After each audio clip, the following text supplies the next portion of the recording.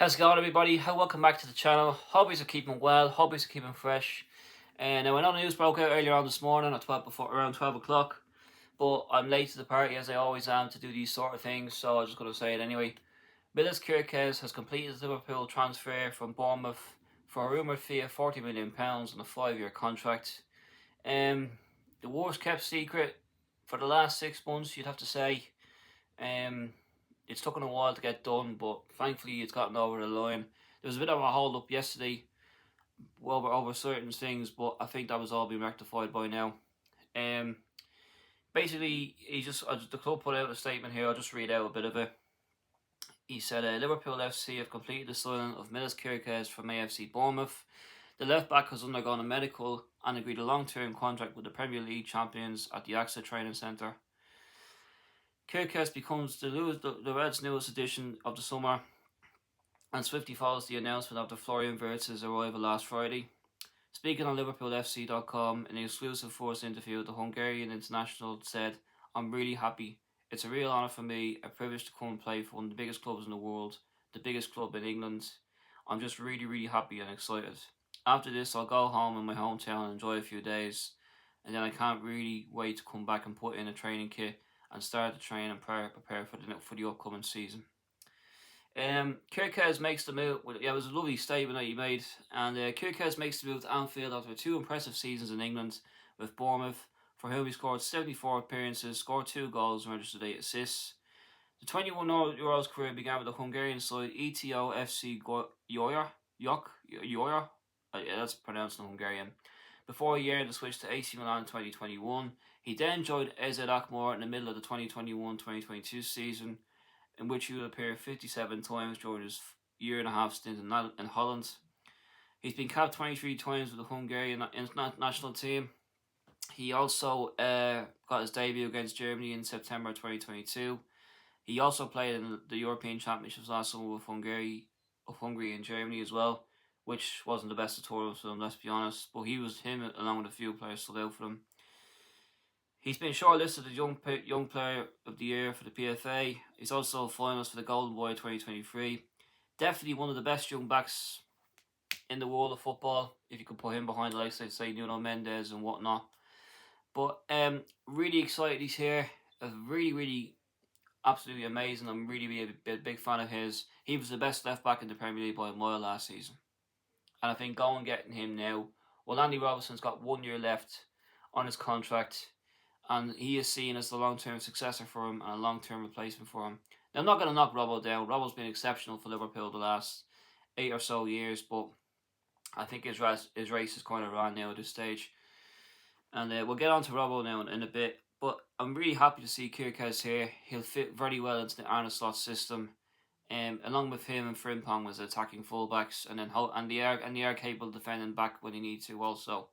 So really excited we got those fullbacks in the door, as for Florian Wirtz as well.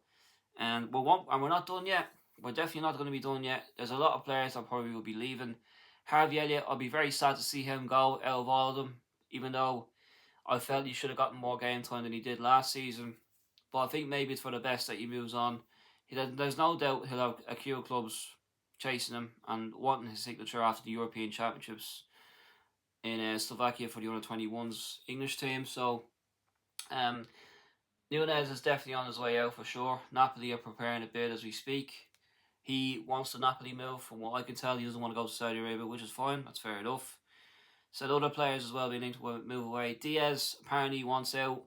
According to sources from Colombia, he's let it known through his agency and the journalists over there saying, yeah, he's looking to move on. The Liverpool haven't offered him a new contract and whatever. So we'll see how that plays out. So yeah, a lot of players coming out, and certainly more players will be coming in, that's for sure. There was a report earlier on by Dave O'Cop that we're closing in on a potential signing for Mark Guehi of Crystal Palace. He's let it known through his agencies that he wants to join Liverpool. So we'll see how that materialises. There's also a lot of murmurs and a lot of work going on in the background between Alexander Isak and Newcastle. Rumour has it that Newcastle will prepare to offer him a new contract next week, just before pre-season kicks underway. Liverpool have looked at Isak for quite a long time, and Richard Hughes, the sporting director, and Michael Edwards, the head of football operations within FSG, do have a long-term connection with the Newcastle manager Eddie Howe and their assistant Jason Tindall, because they all worked together at Bournemouth once upon a time, so they would know each other very well as well. Newcastle have a situation where they need to get players in the door. At the moment, they're not going to be able to spend the kind of money they'd like to, because they're over a kind of limit, or they're under a certain limit on what they can spend on players. So if they're able to afford one big sale or two big sales, i.e., say you sell Isak and maybe another big sale in someone like, say, Anthony Gordon, or I'm trying to think of someone like Bruno Guimaraes, but he's not going anywhere. But say if it's two of those or three of those players, right? They will be able to spend 200 million plus in the summer if those two sales were to go through. Now, I reckon what Newcastle might do is they might cash in on Isak if the money's right. If, say, we offer 120 million pounds, let's say, which is a lot of money for a striker that's scored something like 60 Premier League goals in 3 years. If he scored double that in 3 years, well then okay, I'd understand that. But the Isak one that's probably going to rumble on for the next 4 to 5, maybe 6 weeks or so. It's not going to get sorted out at the end of the window, that's for sure. But I think we'll have to wait and see on whether development will happen there. I don't think that deal will get done personally, but whatever, you never know in football. You just never know. But the one deal that I think will definitely get done from our point of view is the Mark Guehi one. He will definitely be a Liverpool player, I think. Got 1 year left on his contract. He's not signing a new contract with Crystal Palace.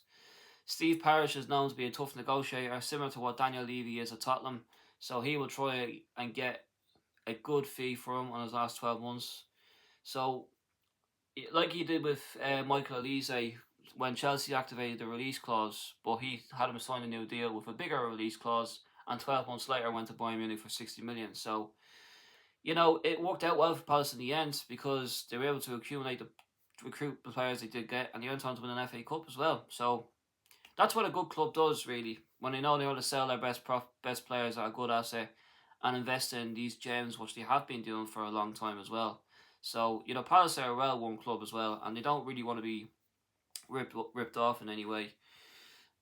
So, regards to Liverpool, I think Mark Guehi will be in the door within the next week or so, as long as we agree a fee. And then a centre forward will have to come in as well. The left wing situation is a little interesting. We're linked with a player from Lyon called Fofana, the Belgian international, so who knows how that will develop. But we're playing a waiting game with all these transfers, and it's one we have to be very patient with. And I'm sure we will be patient with as a fan base. We've been spoiled this summer so far with those 3 signings. Let's just hope we get spoiled even more with the next 3, if possible also. Finally, pre-season begins on the 8th of July on a Tuesday, which is 12 days from now. So I assume the players that didn't feature in international duty will be coming back for that first thing, and probably the players that did feature in international duty will be given a few more days just to kind of be with the families and be on their holidays and whatnot, So yeah, it's never been an issue. Fitness has never been an issue with players at Liverpool for the last God knows how many years. So, these players are athletes, they're world-class professionals. They should be able to look after their body. If they're over, like I say, a certain kilogram or whatnot, that can be easily walked off within a couple of days, But anyway, that'll be that, guys. Thanks for watching the video. Please like the video if you're new to this. Also subscribe to the channel if you do this as well. Let us know your comments on below about the latest signing for Milos Kerkez Liverpool, and your latest update on the other transfers as well. If you want to share with them, please do. So in the meantime, and between time, have a good day, have a good night, wherever you're watching this. Up the Reds, cheers. Welcome, Kerkez.